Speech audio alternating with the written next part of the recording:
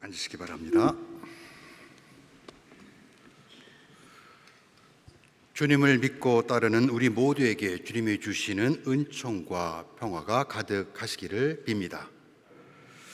주님을 믿는다는 것, 더구나 그분을 따른다는 것은 단순히 그분의 이름을 부르는 것이 아니라 하나님을 사랑하고 이웃을 섬기며 세상의 아픔에 공감하는 것을 말합니다. 그런데 가끔의 우리가 경험하는 현실은 마치 오늘 복음이 말하고 있는 세상 끝날의 징조를 보는 듯 착잡하기만 합니다. 그럴 때일수록 서로 위로하고 따뜻한 마음을 나누면서 이 어둠의 시간을 이겨낼 수 있어야 합니다. 그러면 우리는 점점 예수님을 닮아가고 마침내 빛나는 하느님의 영광을 보게 될 것입니다. 그날을 소망하며 오늘 복음 안으로 들어가 보겠습니다. 성부와 성자와 성령의 이름으로 말씀드립니다. 교회의 전례력은 대림절로 시작해서 왕이신 그리스도 축일로 끝납니다. 전례력의 마지막 주일인 왕이신 그리스도 축일을 한 주 앞두고 읽은 오늘 독서와 복음은 온통 세상 종말에 관한 이야기로 가득합니다. 구약의 마지막 예언자 말라기는 그날이 오면 멋대로 살던 사람들은 모두 건불처럼 타버려 뿌리도 가지도 남지 않으리라고 경고하고 있습니다. 누가복음은 마지막 날에 지진이 일어나고 기근과 전염병이 휩쓸 것이며 하늘에서는 무서운 징조가 나타날 것이라고 말하고 있습니다. 그런데 예수님께서 장차 일어날 끔찍한 종말의 현상을 이야기하는 장소는 어디입니까? 아이러니하게도 아름다운 돌과 예물로 화려하게 꾸며진 예루살렘 성전에서입니다. 예루살렘 성전은 당대 최고의 건축물이었습니다. 1세기에 활동했던 역사가 요세푸스는 대리석으로 치장된 성전이 마치 눈 덮인 산처럼 보였다고 말합니다. 건물의 크기도 크기지만 더 중요한 것은 이스라엘의 운명에서 예루살렘은 신앙의 중심이었고 자부심이었습니다. 그 성전을 바라보는 제자들은 숨이 멎을 듯 했습니다. 그들은 먼저 성전의 웅장함에 압도되었고 하나님의 영이 머무시는 성스러운 곳에 발을 딛고 있다는 것에 두려움에 떨고 있습니다. 그러나 예수님은 지금 너희가 성전을 바라보고 있지만 저 돌들이 어느 하나도 자리에 그대로 얹혀있지 못하고 다 무너지고 말 날이 올 것이라고 말씀합니다. 이스라엘의 어느 누구도 성전이 무너질 것을 상상하지 못했습니다. 성전은 유대인들의 영적 뿌리입니다. 회당에서 가르치는 율법과 성전에서 드리는 희생 제사는 수세기 동안 유대 종교의 핵심을 이루었습니다. 따라서 하나님이 택하신 거룩한 도성이요 그분이 거처하시는 성전이 무너진다는 것은 하느님이 이스라엘을 버리신다는 것과 같은 의미로 받아들여졌습니다. 그러나 로마를 상대로 벌인 이스라엘의 독립전쟁이 실패로 끝나고 주 70년 예루살렘 성전은 로마군에 의해 불태워지고 철저히 유린되고 맙니다. 그런데 성전 파괴는 이번이 처음이 아닙니다. 이스라엘 믿음의 표상인 성전은 3번 지어지고 3번 무너졌습니다. 첫 번째 성전은 주전 967년 솔로몬 왕에 의해 세워졌습니다. 그러나 하나님이 주시는 풍요와 안정 속에서 이스라엘은 타락하기 시작했고 하나님의 심판은 바빌로니아를 통해 수행됩니다. 예루살렘 도시와 솔로몬 성전은 597년 바빌로니아 침공으로 파괴되고 이스라엘 백성들은 포로로 끌려갔습니다. 그러나 하나님은 그들을 포기하지 않습니다. 이스라엘의 울부짖음을 들으신 하나님은 페르시아 고레스 왕을 일으켜 바빌로니아를 치심으로 이스라엘을 노예에서 해방시켜 주셨습니다. 예루살렘으로 교환한 이스라엘 백성들은 하나님을 찬양하며 무너진 옛 솔로몬 성전 기초 위에 스룹바벨 성전이라 불리는 두 번째 성전을 건축합니다. 그러나 시리아 왕 안티오쿠스에 의해 더럽혀진 두 번째 성전은 주전 63년 로마 제국의 폼페이우스 황제에 의해서 또다시 파괴되고 이스라엘은 로마의 지배를 받게 됩니다. 세 번째 성전은 이방인 출신으로 유대 왕위에 오른 로마의 어릿광대 헤로데가 유대인들의 환심을 사기 위해 세운 것입니다. 예언자 마케베오는 주님께서는 성소를 유지하기 위해 백성을 택하신 것이 아니라 백성의 복리를 위해 성소를 택하셨다고 말했지만, 당시 종교 엘리트인 대제사장들과 사두가인들은 로마 제국과 결탁하여 성정 권력을 장악하고 백성들을 억압하며 자신들의 패를 불리는 수단으로 삼고 말았습니다. 예수님께서 예루살렘에 입성하신 다음 가장 먼저 하신 일이 성전에서 장사한 사람들을 내쫓고 성전을 정화하신 것도 그런 이유입니다. 형식만 남아 허울 뿐인 성전은 결국 주 70년 완전히 무너지고 말았습니다. 솔로몬 성전과 스룹바벨 성전의 파괴, 그리고 예루살렘 성전이 무너진 것은 각각의 시대는 다르지만 상황은 동일합니다. 언젠가 예수님께서 잎만 무성하고 열매를 맺지 못하는 무화과 나무를 저주하셨던 것처럼 외형만 웅장하고 화려할 뿐 정의와 사랑의 열매를 맺지 못할 때마다 하나님은 미련 없이 성전을 떠나셨습니다. 하지만 안타깝게도 그들은 성전이 파괴될 때마다 하나님의 뜻이 무엇인지 알려고 하기보다 외형의 성전을 재건하고 더 화려하게 치장하는 일에만 몰두했습니다.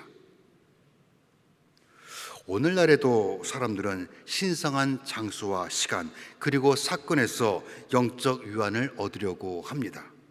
또는 신비한 체험을 신앙이라고 착각합니다.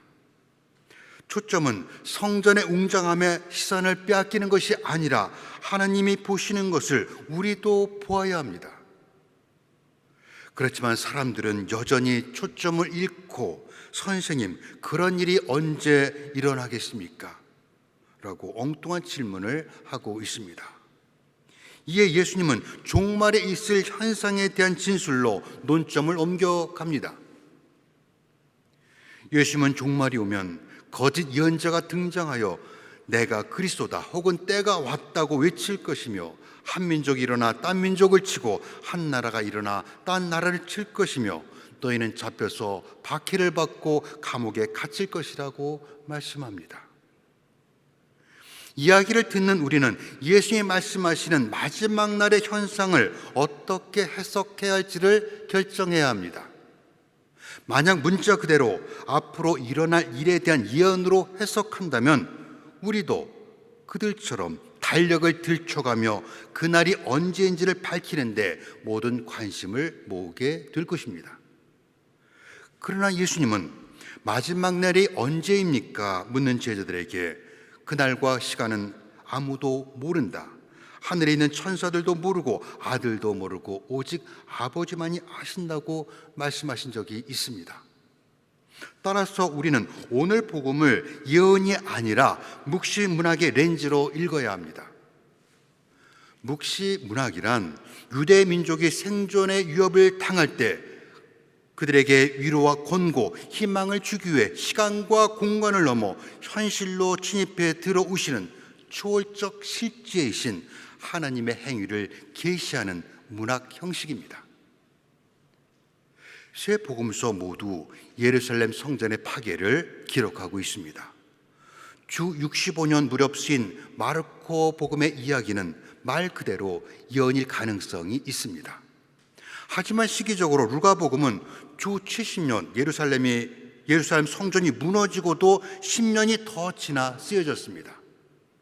따라서 루가는 성전이 무너진 것을 이미 알고 있었습니다.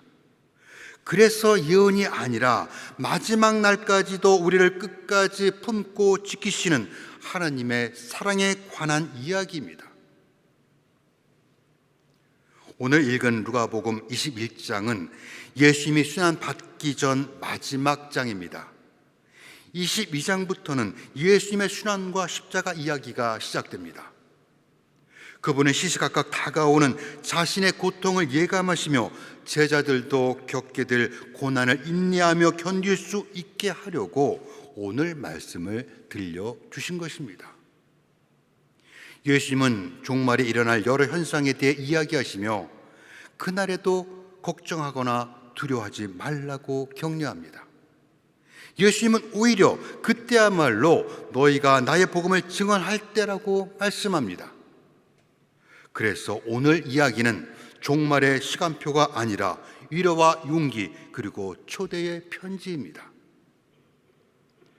다른 사람이 볼 수 없는 것을 증언하는 것은 참으로 어려운 일입니다. 사람들은 우리의 증언을 거짓이라고 비웃거나 기껏해야 과장된 이야기쯤으로 받아들일 것입니다.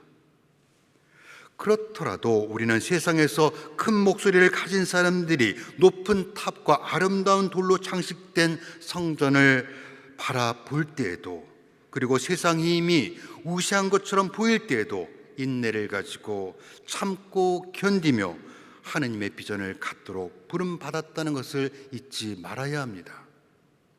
사도 바울로는 로마서 5장에서 고통은 인내를 낳고 인내는 시련을 이겨내는 끈기를 낳고 그러한 끈기는 희망을 낳는다는 것을 우리는 알고 있습니다. 이 희망은 우리를 실망시키지 않습니다. 우리가 받은 성령께서 우리 마음속에 하느님의 사랑을 부어 주셨기 때문이라고 말합니다. 사도행전 1장에서 너희는 나의 증인이 될 것이라고 우리를 당신께서 행하신 모든 일의 증인으로 임명하신 예수님은 자신을 따르는 일이 쉬울 것이라고 말씀하지 않으셨습니다. 하지만 같은 주님께서 우리가 세상을 이기기 위해 필요한 누구도 맞설 수 없는 언변과 지혜를 주시겠다고 오늘 복음에서 약속하고 계십니다.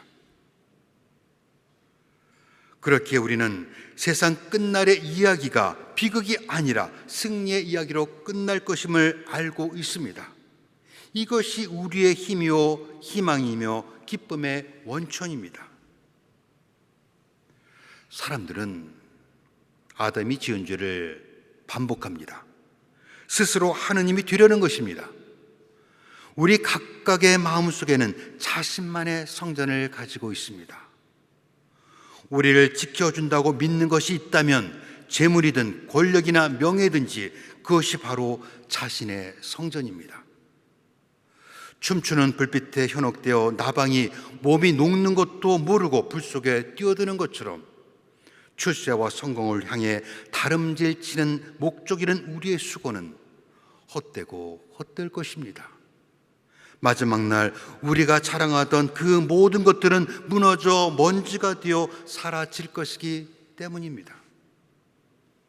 경제 위기와 아직도 끝나지 않은 코비드 감염병의 위협, 그리고 전쟁과 기후 환경 문제 등 우리가 직면한 문제의 목록은 끝이 없어 보입니다. 이렇듯 모든 것이 불확실한 내일을 위해 오늘 우리는 무엇을 해야 합니까? 앞서 저는 오늘 복음을 예언이 아니라 묵시문학의 관점에서 읽어야 한다고 말씀드렸습니다. 그러나 묵시문학을 단순히 위로와 희망의 책으로 이해하면 자칫 현재의 삶에서 각자의 책임을 망각한 채 다가올 미래에만 매달리게 하는 함정에 빠질 위험이 있습니다. 오늘 이 독서 데살로니가 후서에서 바울로 사도는 일하기 싫은 사람은 먹지도 말라고 말합니다.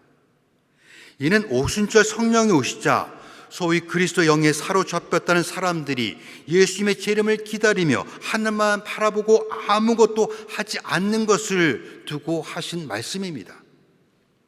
그들은 내가 어찌 하나님의 뜻을 행할 수 있겠습니까?